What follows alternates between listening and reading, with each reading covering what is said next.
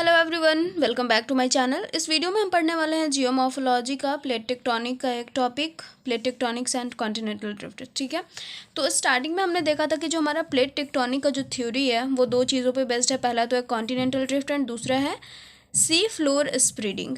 Okay, ये दोनों चीज़ें हमने पहले ही देख ली थी कि हमारा ये दोनों चीज़ों पे डिपेंड करता है, दोनों कॉन्सेप्ट पे कौन से डिपेंड करता है।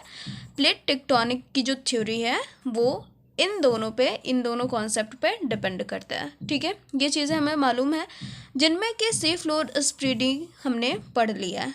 ठीक है, ये हमारा क्लियर हो चुका है। अगर आपने नहीं पढ़ा तो जाकर के देख सकते हो, प्लेलिस्ट गिवन है डिस्क्रिप्शन बॉक्स में।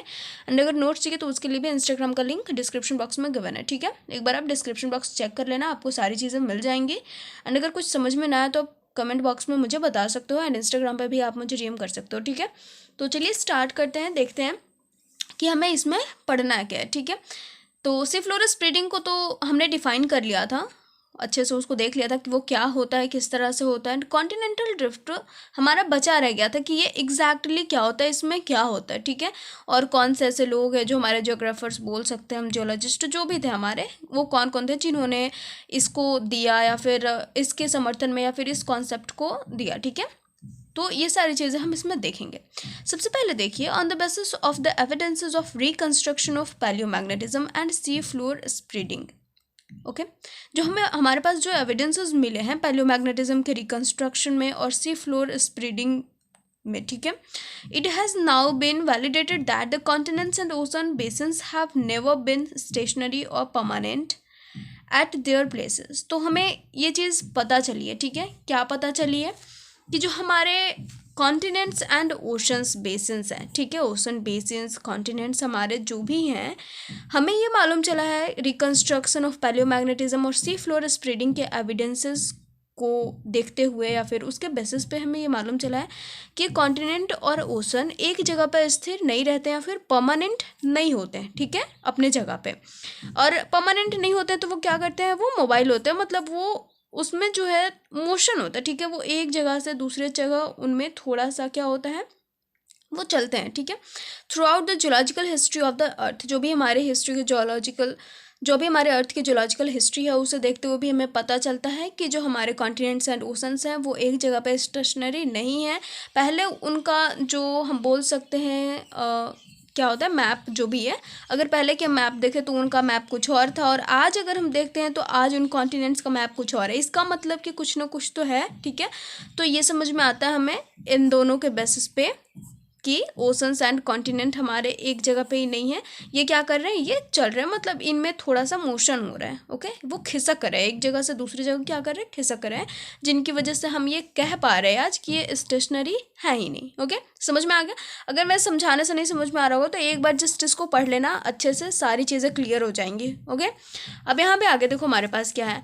It may be ओपाइंड that continental drift has now become a reality on the basis of plate tectonics. अब यहाँ पे क्या आता है कि देखो, जो हमारा प्लेट टेक्टोनिक्स है इसके बेसिस पे कॉन्टिनेंटल ड्रिफ्ट थ्योरी क्या हो रहा है, रियलिटी बन रहा है, मतलब कि हाँ रियल में ऐसा होता है, कॉन्टिनेंटल ड्रिफ्ट होता है। किस चीज़ के बेसिस पे, प्लेट टेक्टोनिक के बेसिस पे। तो यहाँ तक क्लियर हो गया हमारा। अब हम इस चीज़ के बारे में पढ़ लेते हैं कि कॉन्टिनेंटल ड्रिफ्ट होता क्या है, जानना ज़रूरी है हमारे लिए, नहीं तो हमने सी फ्लोर स्प्रेडिंग तो देख लिया, बिना कॉन्टिनेंटल ड्रिफ्ट के हमें कुछ समझ में नहीं आएगा। ओके, देखो कॉन्टिनेंटल ड्रिफ्ट, अब्राहम ऑर्टेलियस, ये क्या थे, एक डच मैप मेकर थे जिन्होंने इस पॉसिबिलिटी को बताया। ठीक है, कौन सी पॉसिबिलिटी को, two Americas, Europe and Africa. ठीक है, ये जो थे वो कभी मतलब एक साथ जुड़े हुए हो सकते हैं या फिर हो सकते थे, ऐसा हम बोल सकते हैं कि एक ऐसा टाइम पीरियड होगा जिस टाइम में जो हमारे टू अमेरिकाज हैं, यूरोप है, अफ्रीका है, वो क्या होंगे, वो एक साथ जुड़े हुए होंगे जो भी हमारे हैं। ठीक है, मतलब मैप नहीं बना रही हूँ मैं, और मैंने ट्राई भी नहीं किया मैप बनाने का, इसलिए मैंने ऐसे ही बना दिया। ठीक है, तो इन्होंने ये पॉसिबिलिटी कब दी, 1596 में। ये हमें याद रखना है, जो हमारे जो भी हैं डच मैप मेकर, इनके नाम हमें याद रखने हैं ताकि हम अच्छे से अपने आंसर्स लिख सकें। तो इन्होंने क्या पॉसिबिलिटी दी कि 2 अमेरिकाज, यूरोप एंड अफ्रीका एक टाइम पे ज्वाइंट हो सकते थे। आगे है एंटोनियो पेलेग्रिनी, कहीं कहीं पे इनका नाम पूरा होगा एंटोनियो स्नाइडर या फिर एंटोनियो स्नाइडर पेलेग्रिनी, ठीक है। तो याद रखना है कि अगर एंटोनियो स्नाइडर होगा तो भी इन्हीं की बात हो रही होगी, पेलेग्रिनी की। ये इन्होंने क्या करा है, draw a map showing that 3 continents together. इन्होंने क्या करा है, इन्होंने 3 मैप्स को एक साथ में दिखाया, ठीक है। मैप बनाया है इन्होंने जिनमें 3 कॉन्टिनेंट्स को एक साथ दिखाया है, ठीक है। स्टार्टिंग में क्या होगा, मैप ही बना करके लोग दिखा रहे होंगे, ओके। अल्फ्रेड वेगनर, इनसे पहले देखो टेलर की भी बात हो रही है यहाँ पे, ठीक है। FG टेलर है, इन्होंने अपनी पॉसिबिलिटीज़ 1908 और 10 में दी, ओके। और अल्फ्रेड वेगनर, इन्होंने क्या करा, ये एक जर्मन मेट्रोलॉजिस्ट थे, ठीक है, who put for the comprehensive argument in the form of the continental drift theory in 1912। देखो एक चीज़ होती है कि जब भी कोई हमारे जो फिजिसिस्ट होते हैं या फिर साइंटिस्ट वगैरह जो भी होते हैं, जियोलॉजिस्ट, जियोग्राफर्स वगैरह, तो अगर ये कोई कॉन्सेप्ट देते हैं तो आगे के जो आने वाले लोग होते हैं या तो वो इसको सपोर्ट करते हैं या फिर क्रिटिसाइज़ करते हैं, ठीक है, या फिर उसका मतलब उसकी आलोचना करते हैं या फिर उसके सपोर्ट में खड़े हो जाते हैं। तो अगर इन्होंने कोई कॉन्सेप्ट दिया तो जो दूसरे लोग आए अगर वो सपोर्ट कर रहे होंगे तो कुछ ना कुछ ये भी अपनी पॉसिबिलिटी बता रहे होंगे कि हाँ ऐसा हो सकता है, इन्होंने अपने कुछ अलग तरीके से थोड़ा दिया हो।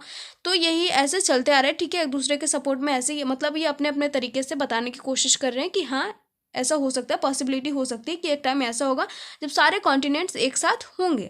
और धीरे धीरे क्या हुआ, चेंजिंग की वजह से धीरे धीरे मतलब मिलियन ऑफ ईयर्स लगे होंगे इस चेंजिंग के लिए, ठीक है, जिनमें कि कॉन्टिनेंट्स क्या हो गए, अब एक दूसरे से अलग हो गए हैं। तो अल्फ्रेड वेगनर ने इस चीज़ को, ये एक जर्मन मेट्रोलॉजिस्ट हैं, ये हमें याद रखना है, इन्होंने क्या करा, इस आर्गूमेंट को, ये जो पॉसिबिलिटी है इस आर्गूमेंट को आगे बढ़ाया और इन्होंने कॉन्टिनेंटल ड्रिफ्ट थ्योरी का कॉन्सेप्ट दिया 1912 में, ठीक है। वो भी इसके समर्थन में है कि हाँ ऐसा हो सकता है कि एक टाइम ऐसा होगा जब ये पॉसिबिलिटी होगी कि ये सारे कॉन्टिनेंट्स एक साथ होंगे, ओके। अब हम इस चीज़ को आगे पढ़ेंगे, कॉन्टिनेंटल ड्रिफ्ट थ्योरी को। आगे हमारे पास क्या है,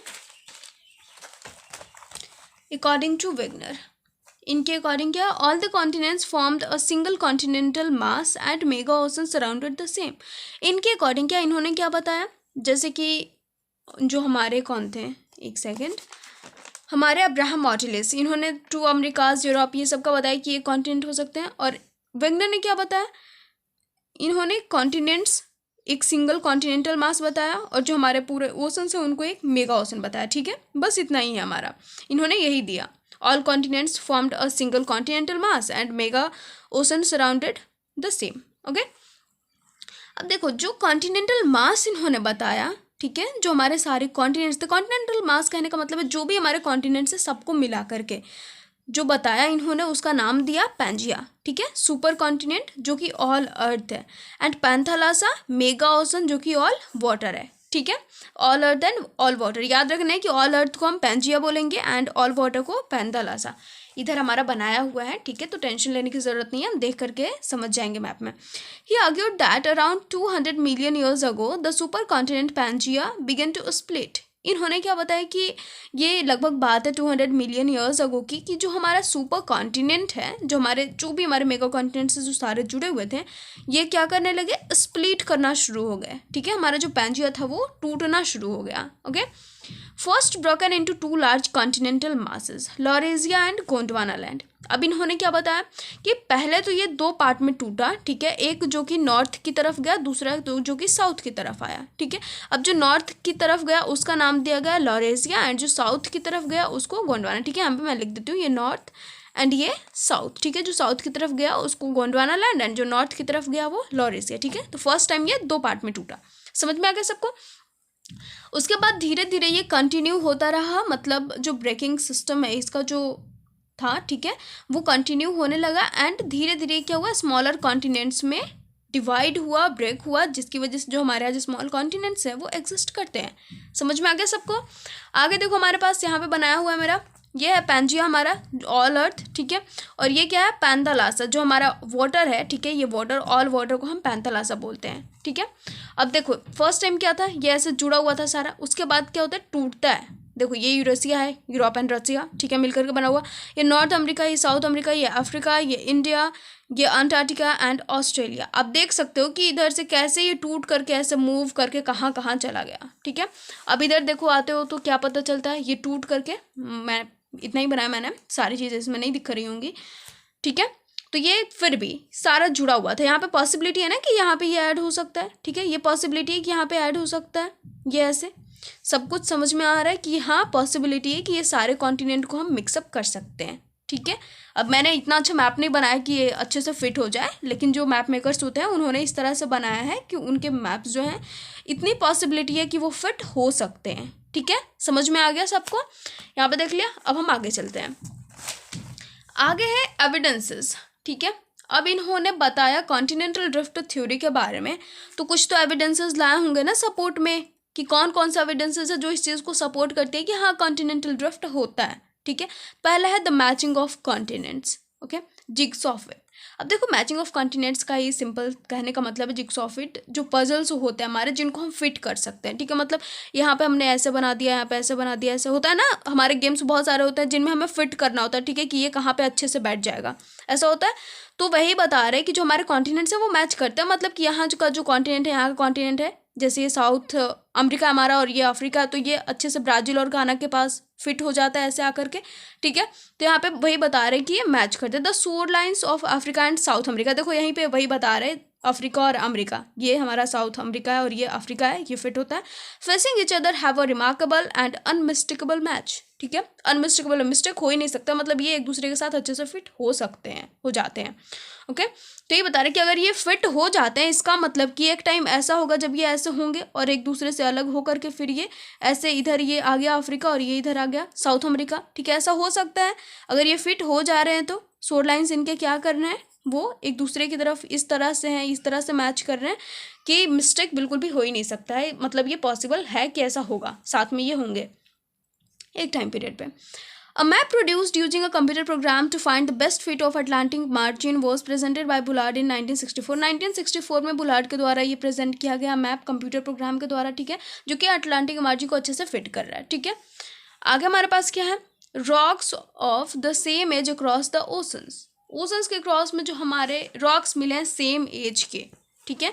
अब ये पता कैसे चला, हमने गिन तो नहीं रहे थे हम उनके जो टाइम पीरियड थे या फिर उनका कब वो बने, ये सब हमें पता थोड़ी है। तो रेडियोमेट्रिक डेटिंग मेथड होता है जिसके थ्रू हमें पता चलता है कि कौन सा रॉक हमारा किस एज का है, ठीक है। तो उसके थ्रू हमें पता चला है कि जो हमारे ओशंस हैं, ठीक है, ओशंस हैं उनके क्रॉस जो हमारे रॉक्स मिले हैं, जैसे कि देखो सिंपल सी बात है, ये हमारा हो गया, ये हमारा ब्राज़ील हो गया, ठीक है, साउथ अमेरिका का ब्राज़ील, और ये हमारा घाना हो गया, ठीक है, अफ्रीका, ये घाना हो गया, घाना का पार्ट। अब यहाँ पे जो हमें पार्ट्स, जो हमें मटेरियल्स या फिर बोल सकते हैं जो हमें रॉक्स मिलते हैं और यहाँ पे जो रॉक्स मिलते हैं, जब हम इन दोनों के बारे में जानते हैं, इनके जो एज हैं वो पता करते हैं, तो पता चलता है कि दोनों क्या है, सेम एज के हैं। इसका कहने का मतलब क्या हो सकता है कि ऐसा हो सकता है कि एक टाइम पीरियड पे ये दोनों साथ में होंगे और एक ही साथ ये रॉक्स बने होंगे, ठीक है। अब ये अगर एक इंसान है, सिंपल है, ठीक है, अगर दोनों को हाफ हाफ पार्ट में डिवाइड कर देंगे तो दोनों को अगर मैच करेंगे हम तो दोनों मिल जाएगा ना। तो बिल्कुल वैसे ही यहाँ पे है कि हो सकता है ऐसा कि एक टाइम पीरियड ऐसा होगा जहाँ पे ये दोनों साथ में ही होंगे, लेकिन जब ऐसे कॉन्टिनेंटल ड्रिफ्ट हुआ दोनों खिसके तो क्या होगा, आधा इधर आ गया इधर आ गया, और अब हमें पता चलता है कि ये दोनों ही रॉक्स क्या है, एक ही टाइम पीरियड के, ठीक है, समझ में आ गया।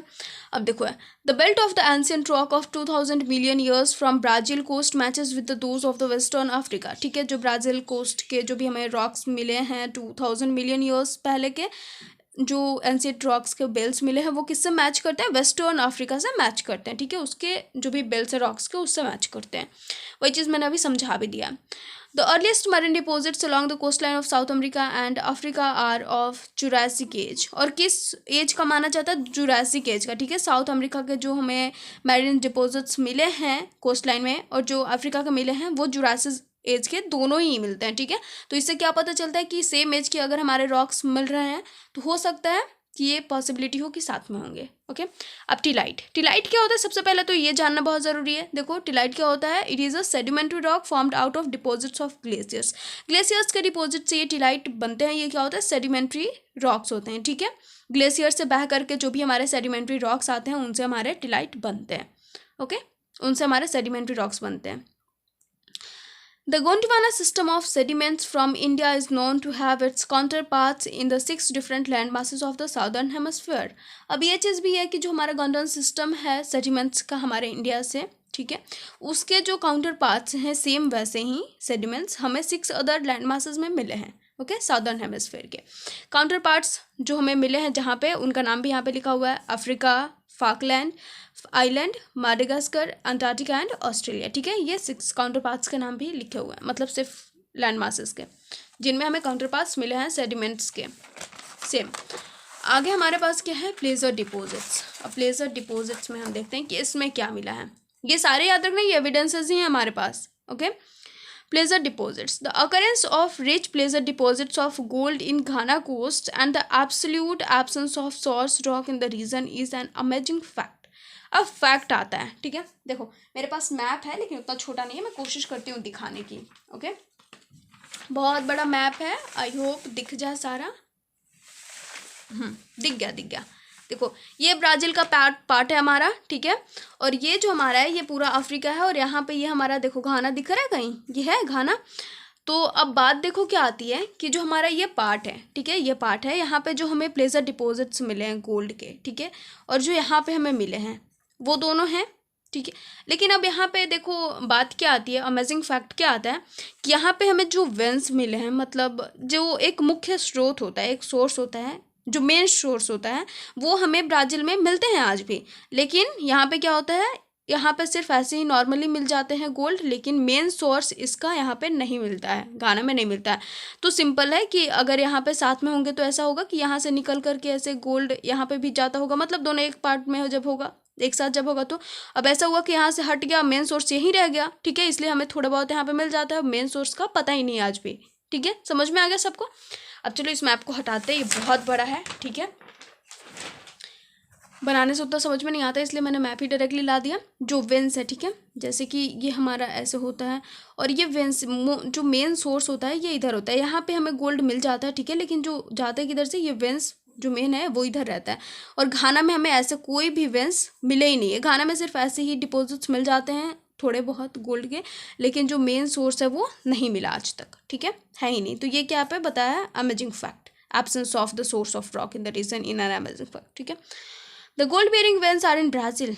दिखाया, ब्राज़ील में गोल्ड बेयरिंग वेंस हमें मिले हैं, and it is obvious that gold deposits of the Ghana are derived from the Brazil plateau when two continents lay side by side.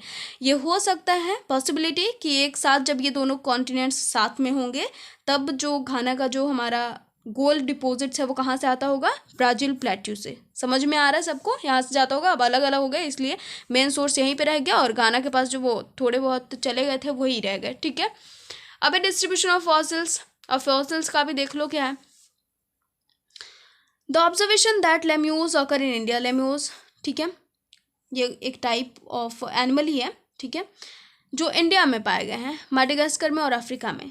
ठीक है, led some to consider a continuous landmass Lemuria linking this 3 land masses. ठीक है, अब देखो ये लेम्यूज जो है वो इंडिया में भी पाए गए, माडेगास्कर में भी, अफ्रीका में भी. ठीक है, तो अब यहाँ पे इन तीनों में लेम्यूर पाया गया इसलिए इनको लेम्यूरिया भी बोला गया है. ठीक है, इन 3 लैंड मासेस को कनेक्ट करता है. अब यहाँ पे पॉसिबिलिटी है कि ये कनेक्ट करता होगा, अभी तो छोटा सा मैप नहीं होता, नहीं तो मैं इनको कनेक्ट करके दिखा देती. ठीक है, तो यहाँ पे पॉसिबिलिटी बनती है, आप देख लेना है एक बार, कि कहीं ना कहीं पॉसिबिलिटी है कि इंडिया, अफ्रीका और माडेगास्कर एक दूसरे के साथ जुड़े हुए होंगे एक टाइम पे. इसीलिए जब ये अलग अलग हो गए तो कुछ जो हमारे थे, ठीक है, कुछ एनिमल्स यहाँ पे रह गए, कुछ यहाँ पे रह गए, कुछ यहाँ पे रह गए. ठीक है, अब अलग अलग रीजन्स में चले गए, अलग अलग सर्वाइवल, जो उनका सर्वाइवल था वो भी होता रह गया. ठीक है, जो भी चेंजिंग थी उसके साथ वो सर्वाइव करना शुरू कर दिए और इन पार्ट्स में रह गए आज भी. तो ये पॉसिबिलिटी मिलती है कि ये तीनों भी एक टाइम पीरियड में एक साथ होंगे. ठीक है, इनके फॉसिल से पता चलता है, मतलब जो इनके बच्चे खुचे कंकाल मिले हैं उससे पता चलता है.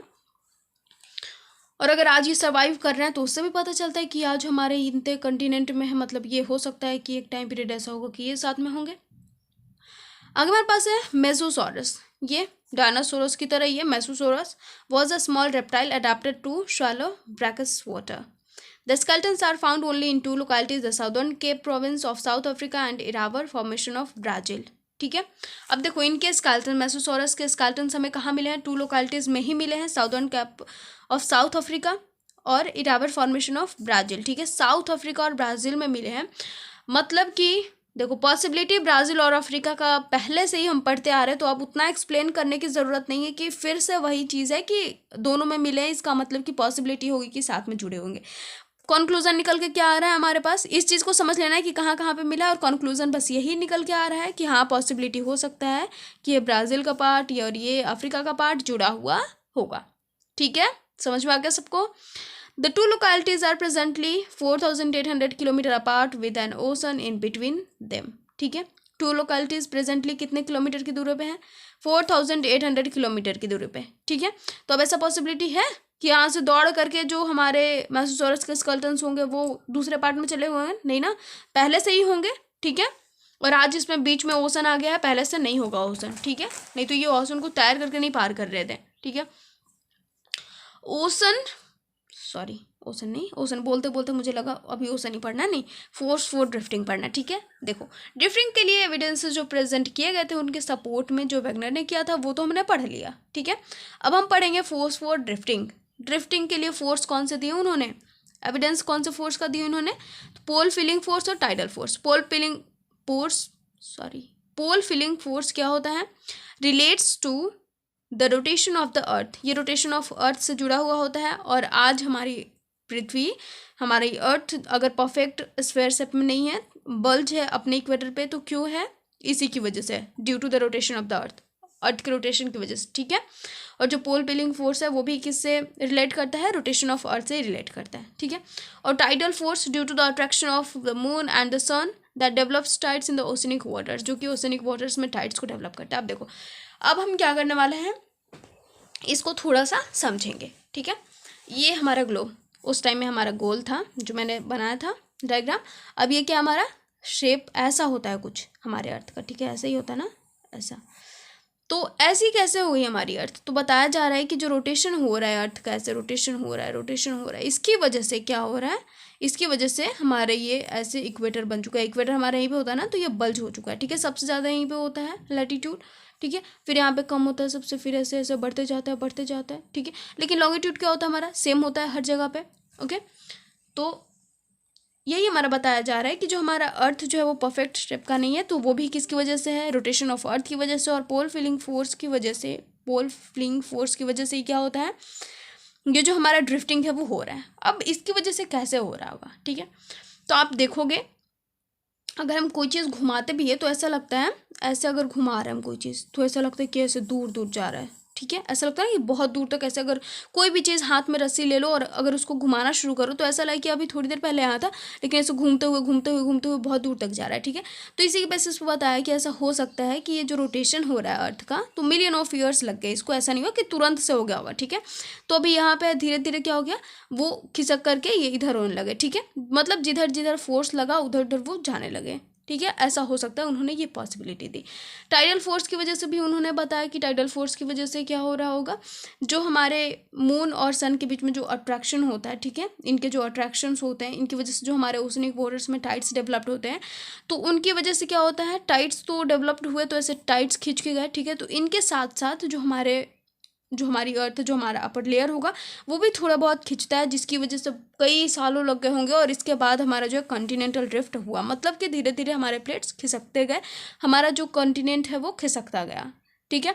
इन्होंने टाइडल फोर्स की वजह से ये बताया। तो अब यहाँ पे देखो, जो हमारे बाकी के जो आगे के लोग आएंगे वो इसकी जो है मतलब आलोचना भी करेंगे कि ऐसा हो सकता नहीं है, ठीक है। इन छोटी छोटी चीज़ों के बेसिस पे हम नहीं बोल सकते हैं कि कॉन्टिनेंटल ड्रिफ्ट हुआ, तो उन्होंने अपनी तरफ से भी कुछ दिया होगा, तो उनके बारे में भी हम पढ़ेंगे। अब हमारे पास post drift theories, post drift studies, ठीक है। अब नोट करना है, हमें क्या नोट करना है, for continental drift most of the evidence was collected from the continental areas in the form of distribution of flora and fauna और डिपॉजिट्स लाइक टिलाइट। अब यहाँ पे हमें नोट करना है कि कॉन्टिनेंटल ड्रिफ्ट के सपोर्ट के लिए जो वेगनर ने थ्योरी दी, ठीक है, एविडेंसेस दिए, वो कहाँ से कलेक्ट किए गए थे, तो मोस्टली कॉन्टिनेंटल एरिया से कलेक्ट किए गए थे, ठीक है। डिस्ट्रीब्यूशन ऑफ फ्लोरा फाउना और डिपॉजिट्स लाइक टिलाइट, यही सब थे हमारे एविडेंसेस में, हमने पढ़ा अभी, ठीक है। तो अब जो बाद में जो लोग आए हमारे, ठीक है, जो सेकेंड वर्ल्ड वॉर था, ठीक है, जो 1945 में ख़त्म हुआ, उसके बाद के जो लोग हैं उन्होंने अपनी अपनी तरफ से नई नई डिस्कवरी शुरू की और उन्होंने बताया कि ऐसा थोड़ी हो सकता है भाई कि जो हमारे कॉन्टिनेंटल एरियाज है सिर्फ हम वहीं से उठा रहे हो, ठीक है।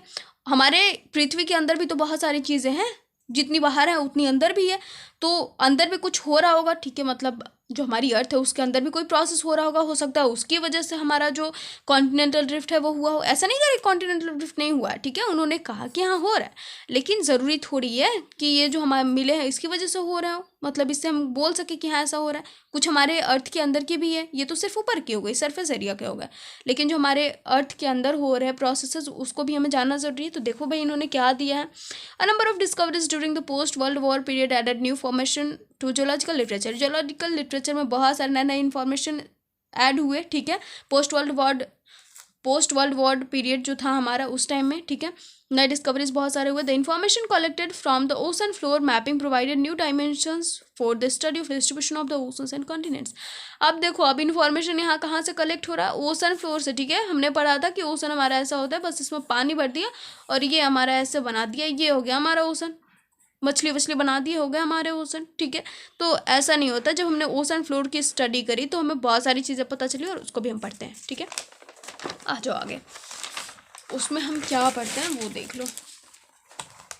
Convectional current theory, post world war period में जो नई डिस्कवरीज हुई उसमें आया कॉन्वेक्शनल करंट थ्योरी, ठीक है।